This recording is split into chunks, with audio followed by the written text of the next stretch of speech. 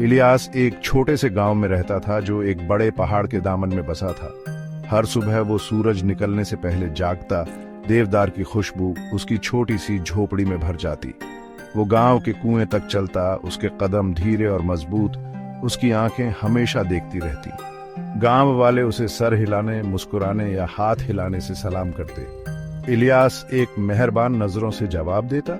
उसके होंठ थोड़े से ऊपर की तरफ मुड़ जाते, लेकिन उसके मुंह से कभी कोई लफ्ज नहीं निकलता था।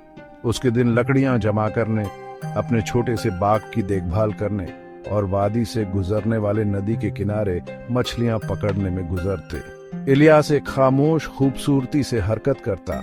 उसके मौसम से रंगे हाथ उन कामों में माहिर थे जो वो दिन भर करता था। जैसे ही सूरज डूबना शुरू होता, गांव पर लंबे साए पड़ते। इलियास अपनी झोपड़ी में वापस चला जाता। गांव वाले उसकी आग की मध्यम रोशनी देखते, जो आने वाले अंधेरे के खिलाफ एक मीनार की तरह थी।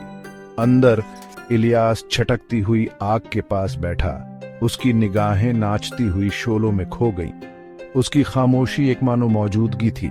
गांव की जिंदगी की सिम्फनी में एक सुकून भरा ताल थी।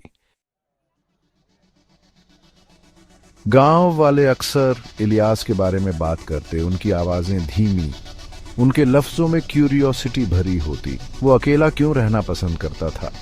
वो कहां से आया था? उसकी आंखों में कौन सी कहानियां थीं? वो उसके पास्ट के बारे में बातें करते। खोए हुए प्यार, छुपे हुए खजानों और भूली हुई जंगों की कहानियां बनाते।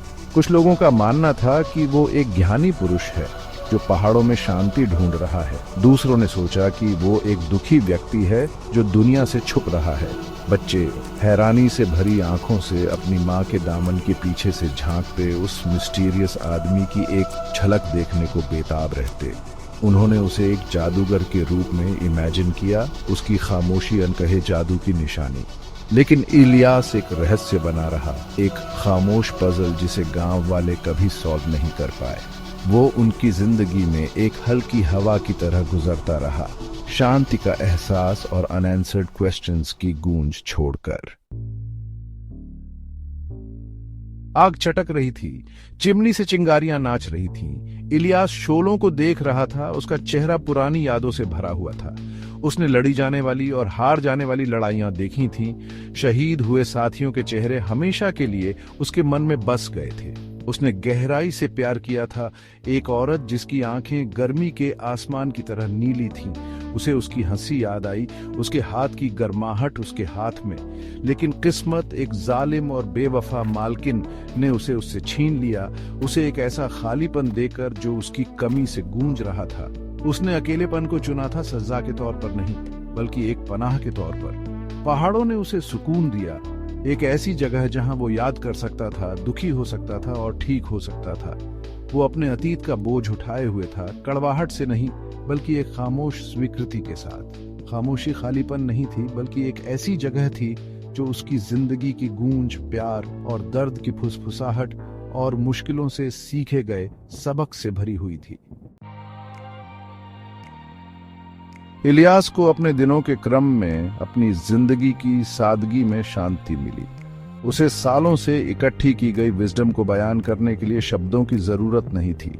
उसकी खामोशी एक मीनार थी, गांव वालों के लिए एक याद दिलाने वाली चीज कि उन्हें छोटी छोटी चीजों की कदर करनी चाहिए, नेचर में शांति ढूंढनी चाहिए और जिंदगी के चैलेंजेस का सामना चुपचाप करना चाहिए। गांव वाले, हालांकि वो उसके अतीत को कभी नहीं जान पाए, लेकिन उसकी मौजूदगी का असर महसूस करते थे। उन्होंने उसकी नरम फितरत, उसकी अटूट मेहरबानी और उसकी खामोश ताकत से सीखा।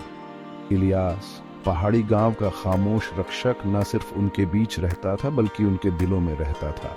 वो एक याद दिलाने वाली चीज थी कि कभी कभी सबसे बड़ी कहानियां शब्दों से नहीं सुनाई जाती, बल्कि आत्मा की खामोश भाषा से।